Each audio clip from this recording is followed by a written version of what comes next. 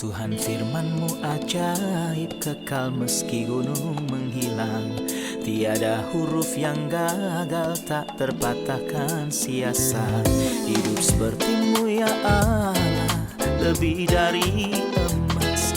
Aku bersaksi kitab-Mu, kitab yang suci. Mendengarkan firman-Mu, hibur hati yang luka. Terangilah langkahku kemanapun ku pergi. Biarkanlah firman-Mu berkuasa atasku. Ubahkanku, bebaskanku, ku mau menyenangkan-Mu.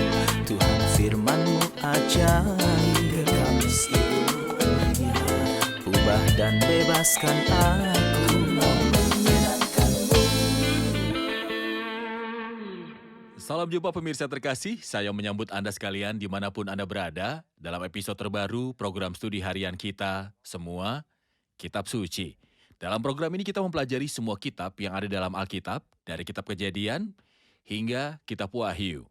Kita telah mencapai dalam pelajaran kita, kitab Nehemia, pasal-pasal yang terakhir, 10, 11, 12, dan 13. Dan dengan mengakhiri episode hari ini, kita akan menyelesaikan kitab Nehemia, salah satu kitab sejarah dalam perjanjian lama. Dan saya sungguh-sungguh berdoa agar apa yang kita pelajari akan meninggalkan kesan yang kuat dalam hidup Anda dan mengarah pada kebangkitan dalam hidup Anda sehingga hidup Anda dapat diluruskan dan menyenangkan Tuhan.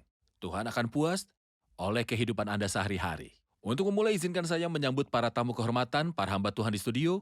Saudara Ishak Elias, selamat datang. Terima kasih. Saudara Nehemia Nathan, selamat datang. Terima kasih. Juga para hadirin yang telah bergabung di studio, selamat datang.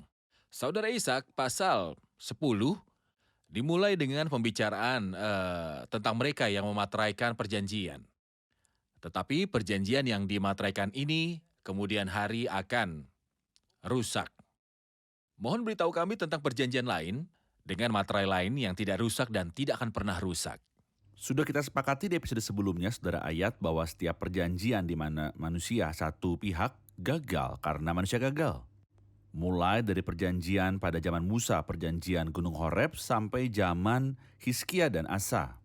Dan bahkan sampai zaman Nehemia dan Esra di sini. Semua perjanjian ini dilanggar. Perjanjian yang tidak dilanggar dan disebut dalam perjanjian baru. Perjanjian yang lebih baik, yang didirikan di atas janji yang lebih baik dalam surat kepada orang Ibrani. Kristus adalah bagian dari perjanjian yang lebih baik ini. Dan Dia menyelamatkan kita dari pihak itu. Ini adalah antara Kristus sebagai manusia dan Allah. Dan dalam perjanjian ini yang dibuat oleh Kristus sendiri dan dasarnya dibuat oleh karya salib. Darah Kristus disebut darah perjanjian kekal. Perjanjian ini dimateraikan oleh darah Kristus. Hanya melalui iman saya pada kesempurnaan karya Kristus.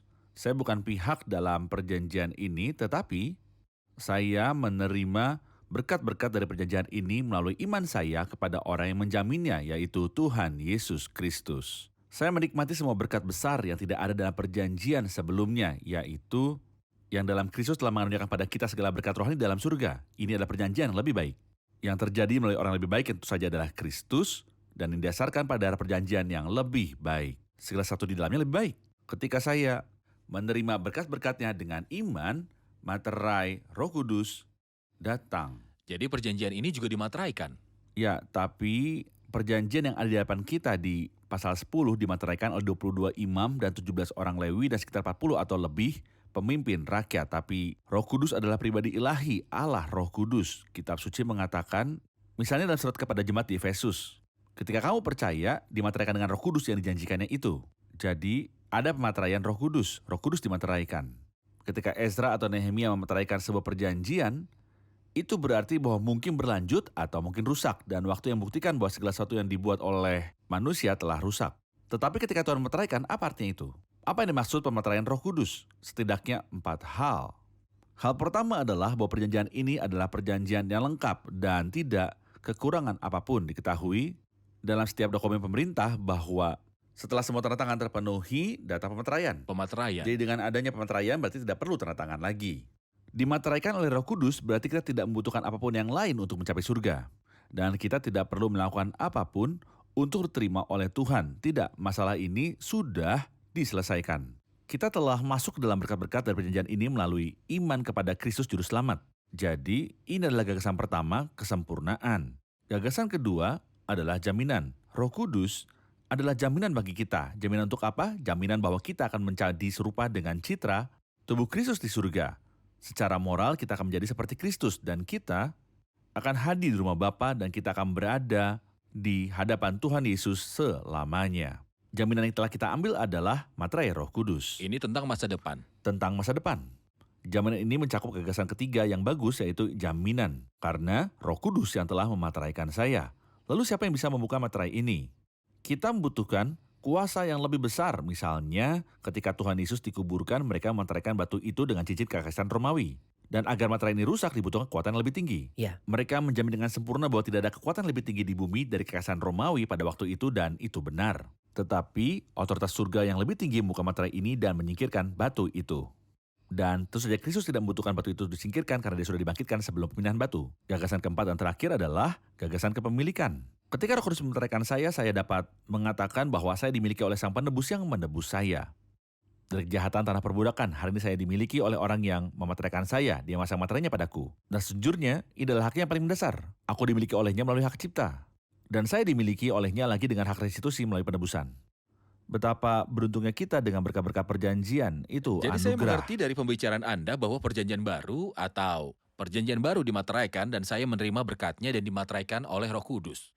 Yang berarti jaminan dan kesempurnaan hasil karya dan kepemilikan orang yang memateraikan saya dimiliki oleh penebus. Benar begitu? Saudara Nehemia, di pasal 11 ada daftar penduduk baru dari Yerusalem.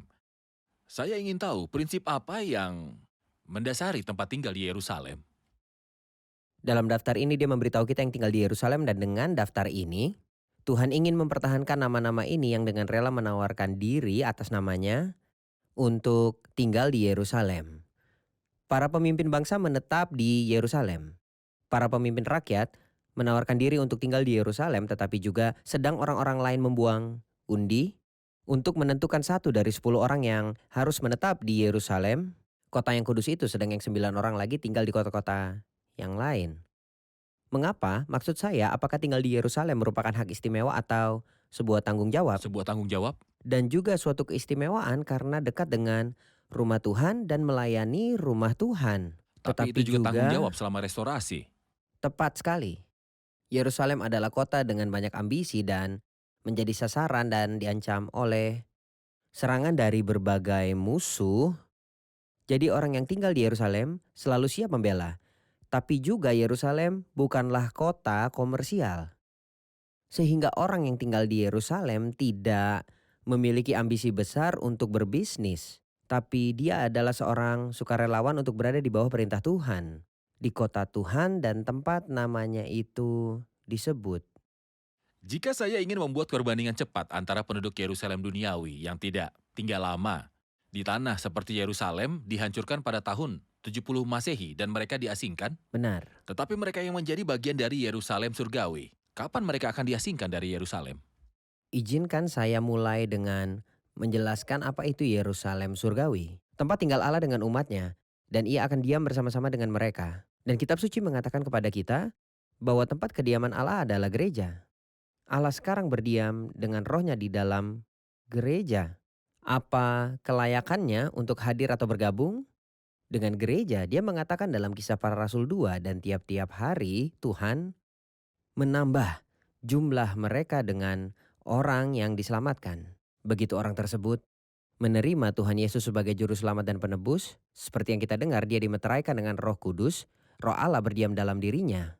Dan dia bergabung dengan kediaman Allah, gereja Allah, dan itu adalah penggabungan yang abadi. Kristus berkata, di atas batu karang ini, Aku akan mendirikan aku akan jemaatku. mendirikan jemaatku, dan alam maut tidak akan menguasainya. Dan dia berkata tentang orang percaya sebagai individu dalam Yohanes 10 ayat 27, domba-dombaku mendengar suaraku. Aku mengenal mereka dan mereka mengikut aku. Dan aku memberikan hidup yang kekal kepada mereka dan mereka pasti tidak akan binasa. Dan seorang pun tidak akan merebut mereka. Bapakku yang memberikan mereka kepadaku lebih besar dari siapapun. Dan seorang pun tidak dapat merebut mereka dari tangan Bapa. Jadi tempat tinggal itu ada selamanya. Ya, Baik, kita rehat sejenak dan kembali untuk menjawab pertanyaan hadirin. Pemirsa terkasih, kami akan segera kembali setelah rehat.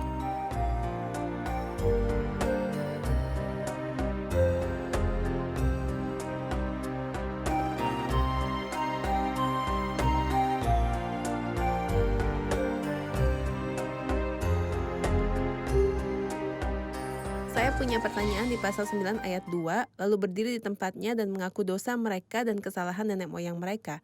Bisakah seseorang mengaku dosa atas nama orang lain, dan di sisi lain, apakah Tuhan menimpahkan kesalahan para ayah kepada para anak-anaknya?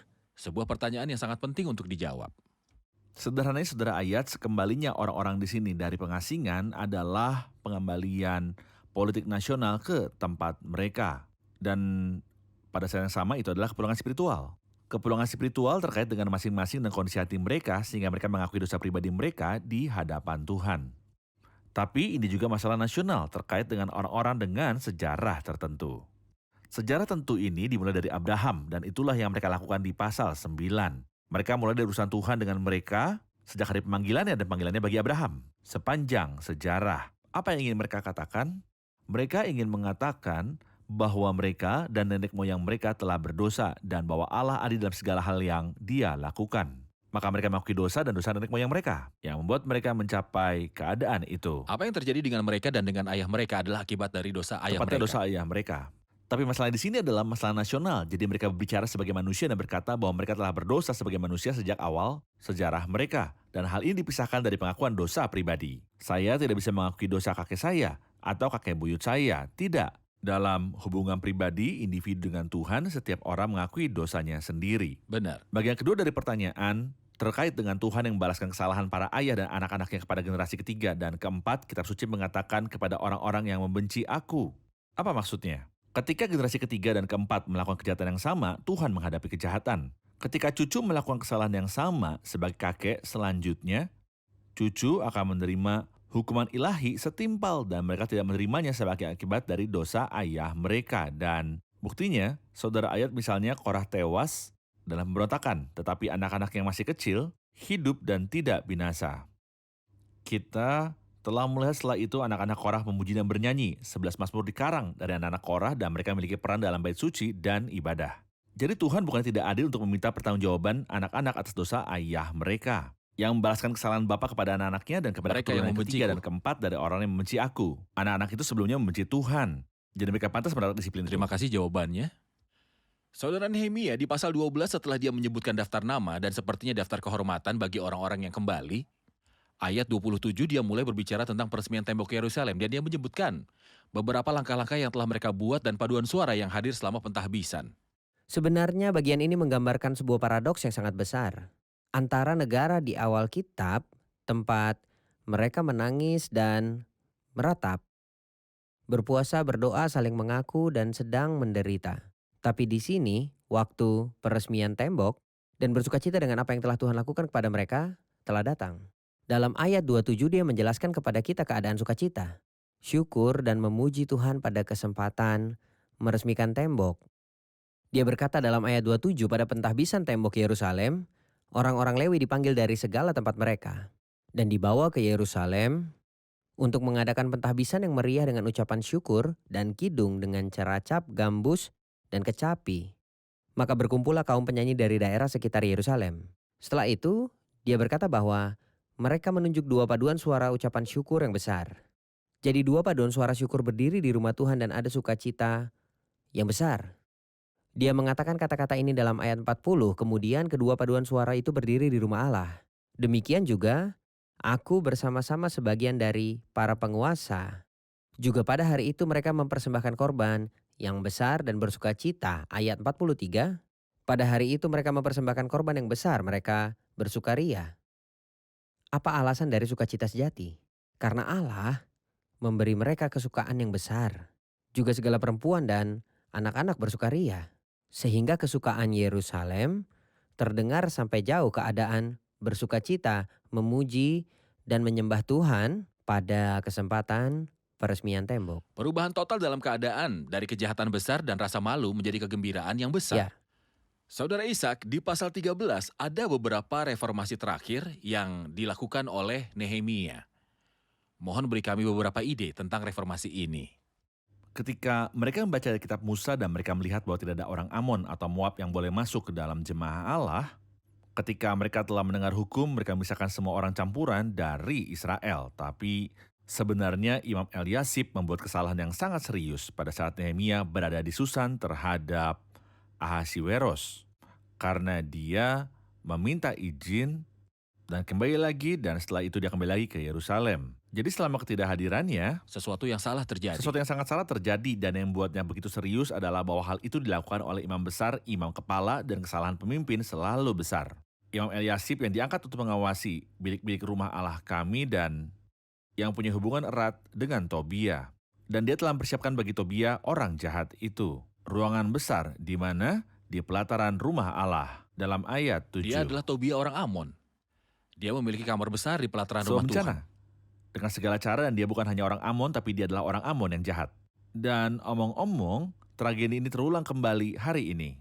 Kita tidak perlu heran ketika kita melihat sejarah gereja di Pergamus dalam Wahyu 2, kita membaca, aku tahu di mana engkau diam di sana, yaitu di tempat tahta iblis. Beberapa orang berkata, ya Tuhanku, tidak mungkin setan memiliki tahta dalam gereja. Begitu kita masuk gereja, setan ada di luar pintu. Tidak, setan itu pintar.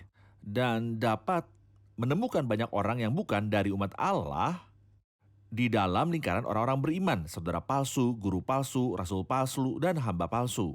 Bahkan setan menyamar sebagai malaikat terang dan hamba-hambanya tampak sebagai hamba kebenaran. Bagaimanapun, Nehemia mengatasi bencana ini dengan tegas ketika ia kembali. Dan dia mulai melakukan beberapa reformasi seperti yang Anda katakan. Aku menjadi sangat kesal lalu kelempar semua perabot rumah Tobia keluar bilik itu. Kemudian kusuruh tahirkan bilik itu, sudah itu kebawa kembali ke sana prakas rumah Allah, korban sajian dan kemenyan. Dia juga menyadari bahwa porsi untuk orang Lewi belum diberikan, dan dia menangani masalah ini dan dia menunjuk bendahara atas gudang. Dan dia temukan beberapa orang sedang menginjak pemerasan anggur pada hari Sabat. Dan dia memberitahu mereka bahwa ini salah, dan dia mulai melakukan banyak reformasi yang disebutkan dalam pasal 13 mulai dari ayat 1 sampai ayat 22, kira-kira serangkaian reformasi. Misalnya juga orang Tirus yang tinggal di situ membawa ikan dan pelbagai barang dagangan dan menjual itu kepada orang Yehuda pada hari Sabat. Jadi dia berdebat dengan pada bangsawan Yehuda dan berkata kepada mereka, kejahatan apa yang kamu lakukan ini? Dengan melanggar kudusan hari Sabat. Jadi dia menentukan waktu-waktu tertentu. Kalau sudah remang-remang di pintu gerbang Yerusalem menjelang hari Sabat, kusuruh tutup pintu-pintu dan kuperintahkan supaya jangan dibuka sampai lewat hari Sabat. Dia memperbaiki hal-hal mengenai ruangan Tuhan. Dia membuang Tobia dari situ dan membawa kembali barang-barang rumah Allah tentang orang Lewi yang kehilangan haknya. Mereka biasa mencari nafkah dari pelayanan. Dan perpuluhan tidak diberikan, jadi dia mengatur masalah ini. Dia memperbaiki pencemaran hari Sabat. Dia melakukan beberapa reformasi dan kita bisa belajar dua pelajaran Apa itu? dari itu. Dan saya akan menyelesaikan pembicaraan saya dengan menyebutnya, kita punya masalah sebagai umat Tuhan yang kapanpun, para pemimpin dan hamba yang berpengaruh hadir. Anda melihat bahwa semuanya bekerja dengan Dilakukan benar. Dan kapanpun mereka tidak ada tempat kejadian, seperti Nehemia, di sini dia masih hidup tapi dia pergi untuk misi. Dan ketika dia kembali, dia menemukan semuanya kacau. Mengapa? Ini adalah sebuah masalah. Kita seharusnya menjaga mata kita pada Tuhan, bukan pada para pemimpin. Dalam kitab Hakim-Hakim setelah kematian Yosua dan tua-tua yang hadir pada zaman Yosua, semua orang berbalik dari mengikut Tuhan. Tepat. Jika pemimpin yang berpengaruh tidak ada, orang-orang akan kembali. Jadi artinya bahwa mata orang-orang tertuju pada para pemimpin, bukan pada Tuhan. Dan itu juga berarti bahwa kita akan tetap dalam kesengsaraan kecuali Tuhan mengirim kita seorang pemimpin yang hebat. Mengapa? Kita hendaknya bertobat tanpa menunda.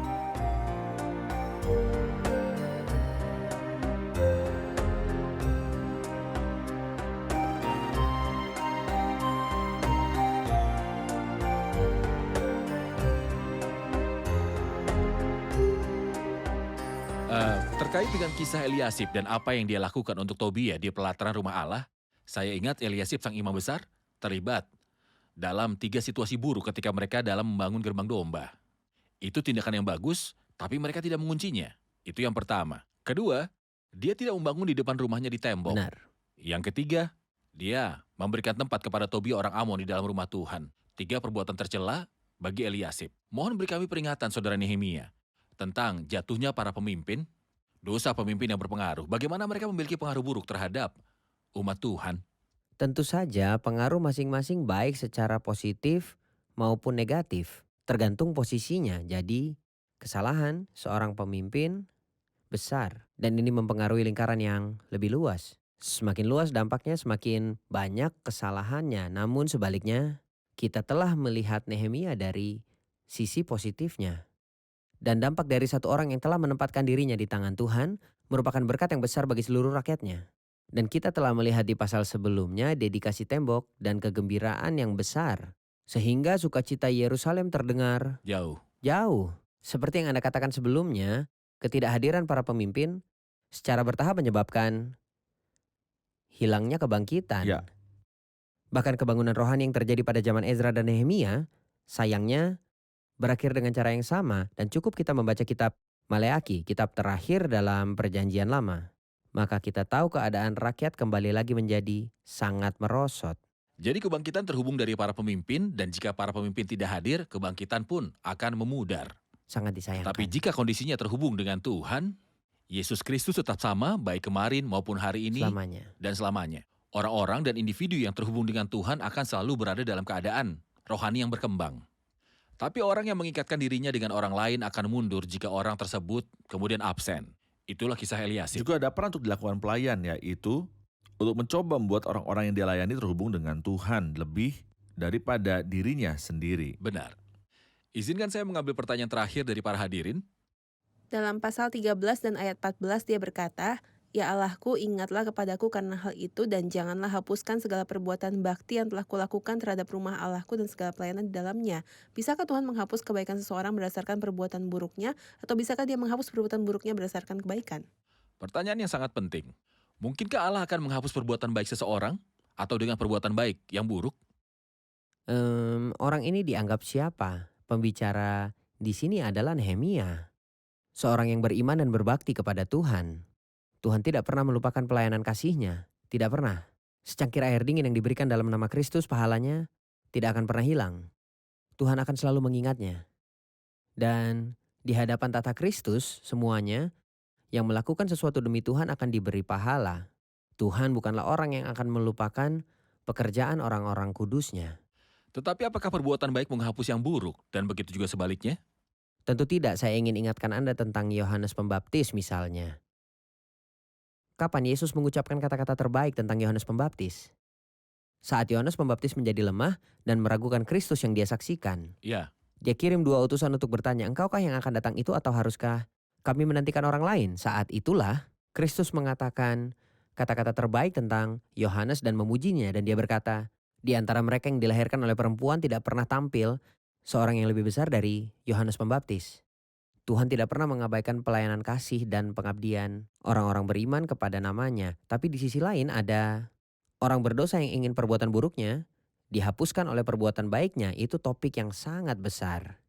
Karena orang berdosa, orang mati, dan orang najis, dia tidak memiliki perbuatan baik. di mana perbuatan baiknya? Bukan yang dilihat manusia, yang dilihat Allah. Manusia melihat yang di depan mata, tapi Tuhan melihat hati. Dan ketika Tuhan melihat hatinya, apa yang ia lihat selain kenajisan dosa? Jadi orang berdosa tidak mampu melakukan kebaikan dan bahkan jika dia melakukannya, setiap tindakan manusia akan digabungkan dengan cacat, kelemahan, dan kegagalan. Dan jika dia menimbangnya di depan satu perbuatan buruk atau satu dosa yang dia lakukan terhadap Tuhan yang tidak terbatas, bagaimana caranya yang terbatas bisa menghapus yang tidak terbatas? Ataupun sebaliknya, Ya, ini tidak boleh terjadi. Tuhan memberkati Anda, kata-kata yang sangat hormat dan praktis. Jadi manusia manapun dengan setitik pemikiran yang logis akan mengerti bahwa satu perbuatan buruk tidak bisa terhapus karena perbuatan baik yang saya lakukan. Karena Tuhan melihat bahwa hati yang rusak tidak dapat menghasilkan sesuatu yang Selain baik. itu saudara ayat bahwa kitab suci mengatakan pada kita bahwa upah dosa adalah maut. Bukan perbuatan. Bukan perbuatan baik. Benar. Dan bahkan jika saya bisa melakukan perbuatan Itu baik, tidak memberikan saya mereka akan kredit berikan ekstra. kredit. Kita telah mencapai akhir episode dan juga akhir kitab. Saya pikir setelah 12 episode dalam kitab Nehemia, kita pasti mendapatkan beberapa pelajaran yang praktis. Apa yang telah Anda pelajari di episode hari ini?